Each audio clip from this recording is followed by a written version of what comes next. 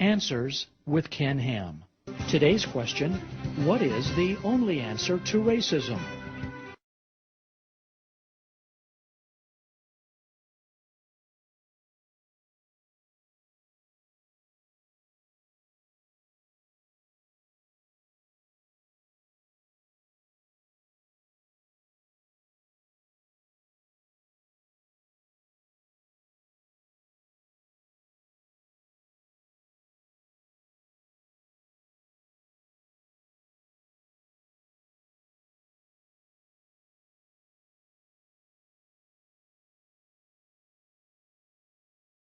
And now, Ken Ham.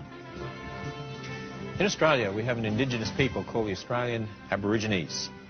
When they were first discovered, Captain Cook sailed up the east coast in 1770. When they were first discovered, they didn't know the God of the Bible, as we know. But they had some fascinating legends, Dreamtime legends. They had these legends before they ever met missionaries. I just want to read one of them to you. I've abbreviated a little bit here, but I want to read one of these Dreamtime legends to you. This is one that I must admit, the first time I read it, it really brought tears to my eyes, and I'll tell you why after we finished, or maybe you'll see why as we read it through. The first man ever to live in Australia was Berwickborn. He had been made by Biami. After establishing Berwickborn and his wife in a place that was good to live in, he put his sacred mark on a yarran tree nearby, which was the home of a swarm of bees. "This is my tree," he told them, "and these are my bees. You can take food anywhere you like in the land I've given you, but this tree, the bees and the honey they make, you must never touch. If you do, much evil will befall you and all the people who will come after you." Is this reminding you of something here? Let's go on. But one day when the woman was gathering firewood, her search carried her to Biami's tree. A brooding presence seemed to hover above her, and she raised her eyes once more. Now that she was closer to the tree, she saw the bees hovering round the trunk and drops of honey glittering on the bark. She stared at them, fascinated by the sight. She had tasted the sweet excretion only once before, but here was food for many meals. She could not resist the lure of the shining drops. Letting her sticks fall to the ground, she began to climb the tree. Suddenly, there was a rush of air, and a dark shape with huge black wings enveloped her. It was Narradan, the bat, whom Biami had put there to guard his yarran tree. Berwickborn's wife scrambled down and rushed to her gunya, where she hid in the darkest corner. The evil she had done could never be remedied. She had released Narradan into the world, and from that day onwards, he became the symbol of the death that afflicts all the descendants of Berwickborn. It was the end of the golden age for Berwickborn and his wife.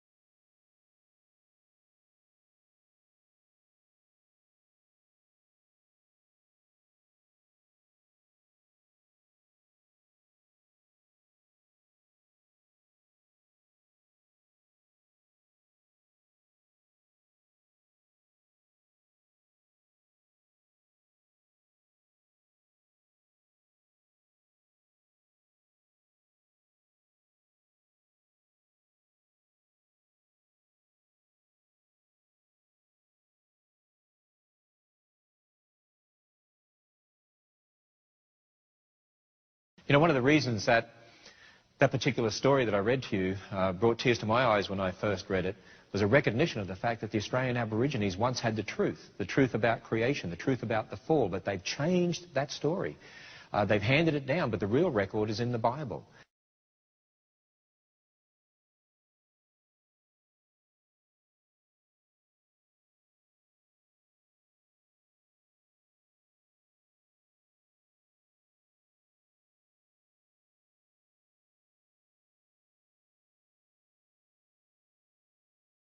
You know, they had those stories before they met missionaries. I know I've had scientists tell me, they obviously got those stories from missionaries. That's why they sound so much like the Bible.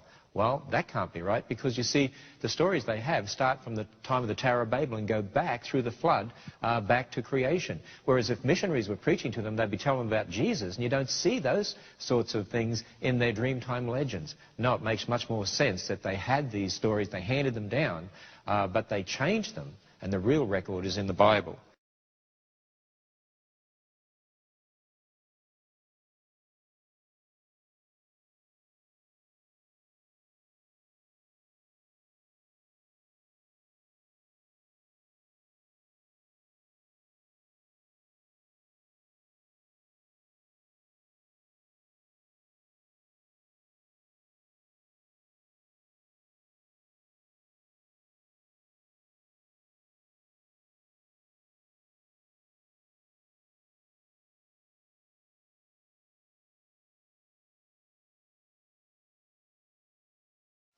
You know, it's a sad fact of Australian history that the Australian Aborigines were once considered the missing links in evolution.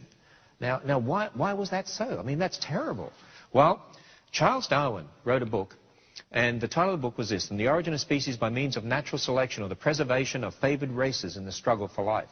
You see, Charles Darwin was a racist. I mean, because his evolutionary philosophy was inherently a racist philosophy. He taught that there were different races of people that evolved at different levels. He thought the Australian Aborigines, for instance, were the missing link in history.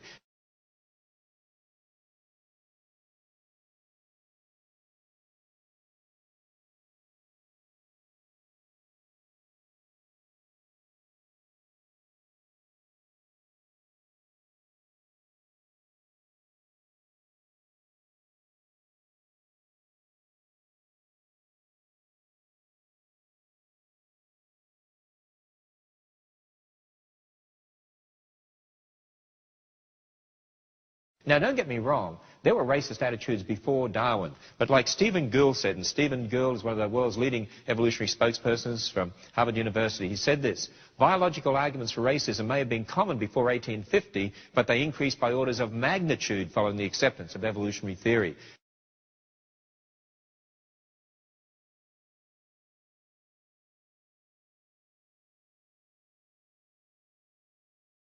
And that's certainly what happened, because Darwinian evolution gave people a justification for racist attitudes. And that's why in 1924 the New York Tribune had an interesting article, and one of the headlines said this: "Missing links with mankind in the early dawn of history," and has photographs of the Australian Aborigines. They considered that they were the missing links. In fact, another sad aspect of Australia's history, and we recorded this, documented it in our Creation magazine.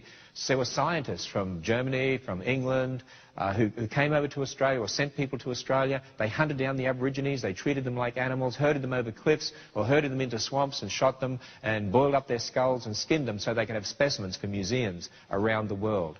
They were treated in a terrible way because of the evolutionary influence in their thinking. In fact, a couple of Australian Aborigines were taken back to England. And on their arrival in London, New Lloyd's Evening Post gave the following description of the natives of Jackson Bay: "They appeared to be a race totally incapable of civilization. They are cruel, particularly to their women, whom they beat in the most barbarous manner. These people are from a lower order of the human race." You see how they viewed the Australian Aborigines?